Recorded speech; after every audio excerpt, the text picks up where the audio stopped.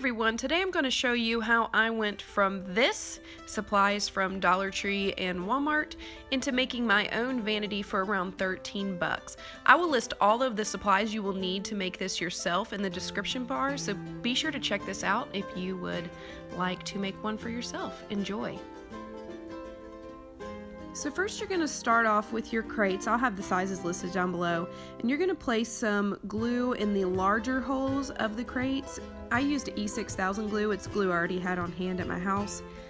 Just placing that glue in the larger holes, and then we're going to stick them together and let them dry for about 24 hours.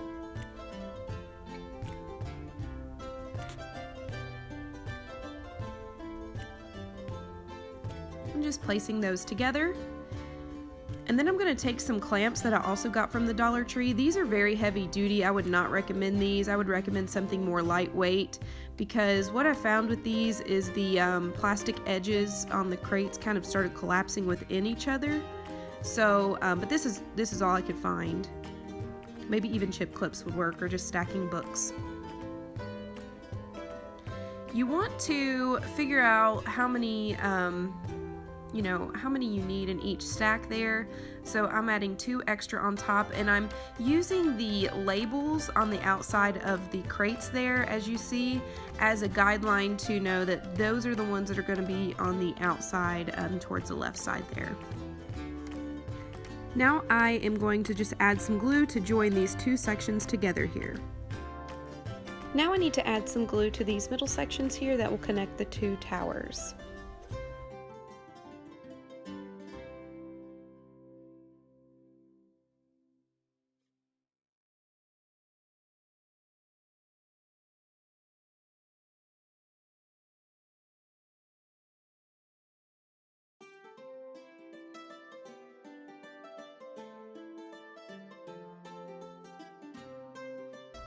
While the glue is drying in the holes there, I'm going to place some glue on the back of the vanity, just in those little lines there to connect the back and just secure that a little bit better.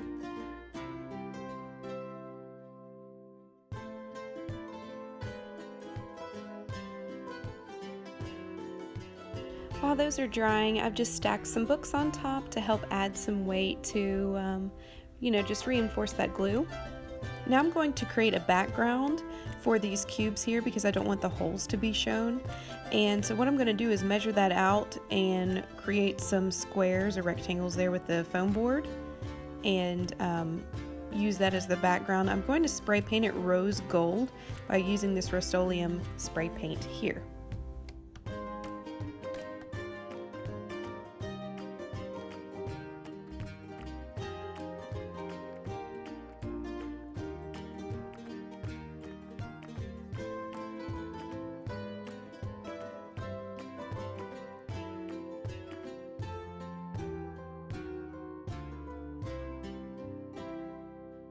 So now that I'm measuring this out and I'm about to cut it, I would really recommend you using a ruler. I did not have one on hand here at my house, so I just kind of had to use the straight edge of the tape measure there, but yeah, I really recommend a ruler or a straight edge of some sort.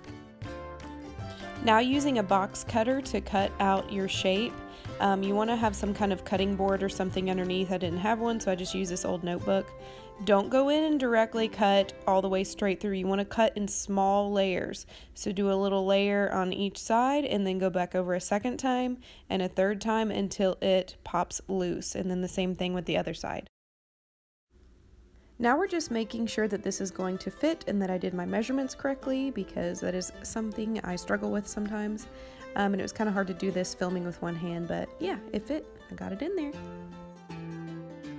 Just to make life a little easier on myself, I was using that shape there that we just made as a pattern, so I wouldn't have to keep remeasuring and redrawing out straight lines. So I was just using that as a pattern, and then going in with that box cutter again and just cutting in layers. Layer 1, layer 2, layer 3, however many layers it takes for you to get that clean cut there.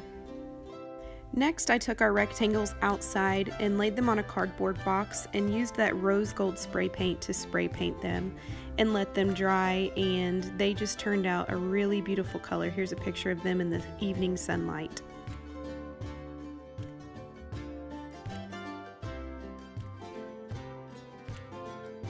So that's what it looks like within the cubes.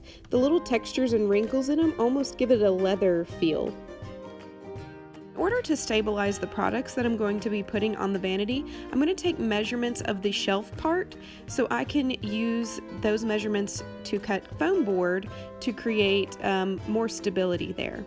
So I'm going to take those measurements and figure out how much I need to cut of these foam boards and create some shelving units for each cube.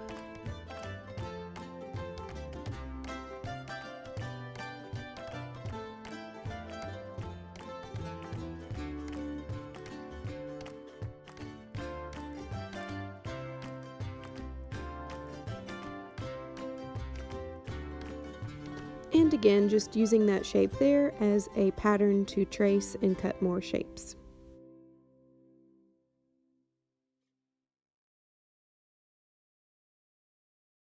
Using glue and the clamps, I've attached the two middle cubes to make it an actual desk. Now I'm taking measurements of the length and width of the top of the vanity because I'm going to use 2 layers of foam board to create a nice sturdy tabletop.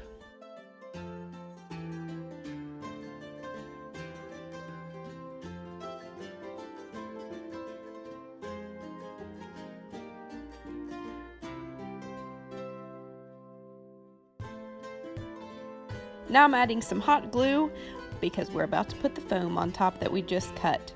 Now I'm about to put hot glue on the edges there towards the far left. And I actually didn't need to do that, I just got ahead of myself because the foam board top that I actually cut was too short, not by my fault of measurement, just because the foam board itself when you buy it is not as long as the vanity. So I'll have to cut an extra piece for that little leftover spot right there. Immediately stack books on top to help the glue set into the foam. If you end up replicating this vanity for yourself, you'll want to put a strip of glue connecting the 2 foam pieces as you see there, and then of course gluing on the bottom as well. Now adding that second layer of foam that I've already cut out, you're going to want to put it on top of where that little leftover strip was just to add extra security. So going the opposite way and then adding some hot glue, placing that down, and then stacking with books again to let it dry.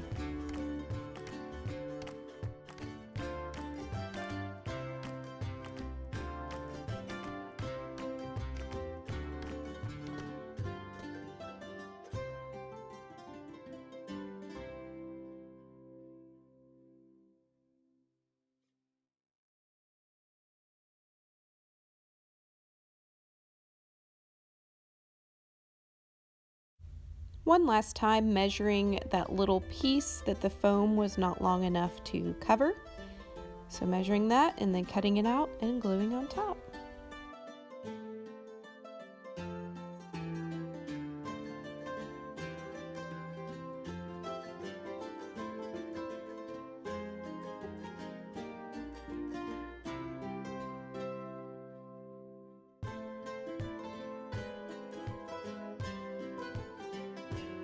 Here's some pretty contact paper I got from Lowe's. I did not get this from the Dollar Tree, but they do sell contact paper at the Dollar Tree.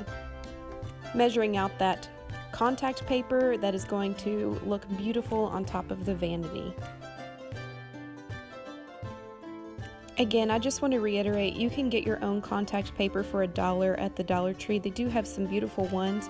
I just went ahead and used this because I bought this 2 years ago at Lowe's and I hadn't used it yet, and so I didn't want to be wasteful. I wanted to be resourceful and use what I already had at home, but you can get this at the Dollar Tree. The cool thing I really love about contact paper is it's not permanent. You just peel and stick, and if you mess up, you can take it off and stick it back on again. This is hard to do for me personally with one person, so you see me start to struggle here, and I actually had to have my husband, who was filming this for me, put the camera down and help me apply it. It took 2 people, but you know, I'm just a little dysfunctional when it comes to contact paper. But you might have better luck than I did trying it on your own. Again, I'm just not very skilled in the art of applying contact paper. Also from the Dollar Tree, I picked up some things to just kind of beautify the vanity and for storage purposes for my makeup. I'm not going to include that in this video. I will do it in a separate video if you would like. So if you'd like to see that, just give me a comment down below and give me a thumbs up, and I will make a separate video as to how I store my makeup in my created vanity. And here is the finished product. I couldn't be happier. I think it's beautiful, and I think it was like 10 or 12 bucks. You know, this is an amazing deal, and is just unique and beautiful. Here's what it looks like with the chair. I really hope you enjoyed this video. If you are making this yourself, feel free to give me a shout out on Instagram or Twitter, and send me your pictures of what you created. I would love to see it. Thanks for stopping by. Give me a thumbs up, and I will see you in my next video. Hit that subscribe button if you liked what you see. Thanks. Bye.